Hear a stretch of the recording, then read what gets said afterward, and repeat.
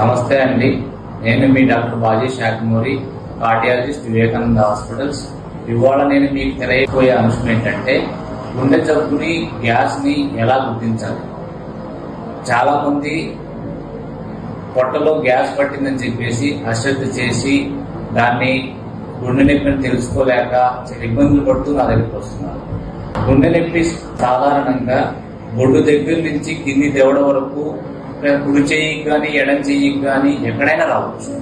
ఎన్నుపూస నొప్పిలా కూడా రావచ్చు. కాబట్టి దాన్ని గ్యాస్ నొప్పి అని చెప్పేసి అశ్రద్ధ చేయకుండా వెంటనే హాస్పిటల్కి వచ్చి ఈసీజీ తీయించుకొని డాక్టర్ని సంప్రదిస్తే అది గుండె నొప్పి, గ్యాస్ నొప్పి అని డాక్టర్ గారు చెప్పిన తర్వాతే కన్ఫర్మేషన్ చేసుకుని ఇంటికి వెళ్ళండి. లేకుంటే అది గ్యాస్ నొప్పి అని చెప్పేసి ఇంట్లో అశ్రద్ధ చేసి మన ఇంట్లోనే ఉండటం వల్ల చాలా వరకు ప్రాణాలు పోగొట్టుకుంటారు.